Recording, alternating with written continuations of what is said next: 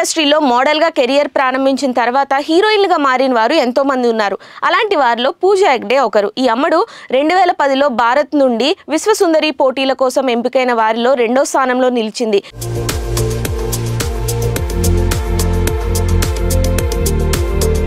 2012లో మూగముడి అనే తమిళ్ మూవీతో ఇండస్ట్రీకి ఎంట్రీ ఇచ్చింది పూజా హెగ్డే. 2014లో వరుణ్ తేజ్ నటించిన ముకుంద మూవీతో తెలుగులోకి ఎంట్రీ ఇచ్చింది. ఆ తర్వాత అక్కినేని నాగచైతన్య నటించిన ఒక లైలా కోసం మూవీలో నటించింది. అలా వరుసగా స్టార్ హీరోలతో నటించిన పూజాకి సంబంధించిన ఒక వార్త సోషల్ మీడియాలో తెగ వైరల్ అవుతుంది. సినీ ఇండస్ట్రీలో తన క్యూట్ లుక్స్తో కుర్రాల్ని కట్టిపడేసిన అందాల బామ్మ పూజా గురించి ప్రత్యేకమైన పరిచయం అవసరం లేదు. అప్పట్లో స్టార్ హీరోల సరసన నటించిన ఈ అమ్మడు ఒక ఊపు ఊపేసింది. కానీ ప్రస్తుతం చేతిలో సినిమాలు లేక సోషల్ మీడియాలో అభిమానులతో ఎప్పటికప్పుడు తన పర్సనల్ లైఫ్కి సంబంధించిన విశేషాలను పంచుకుంటుంది.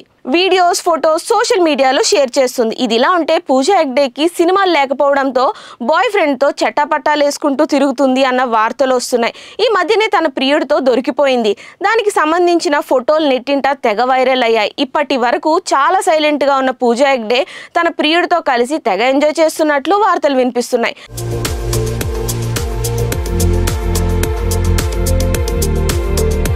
అయితే మొన్నటి వరకు పూజా హెగ్డే బాయ్ ఫ్రెండ్ ఎవరనేది ఎవరికి పెద్దగా తెలియదు. Hindi Bigg Boss 10 fame serial actor Rohan మెహ్రాతో పూజా హెగ్డే పీకల్లోతుగా ప్రేమలో మునిగిపోయిందట.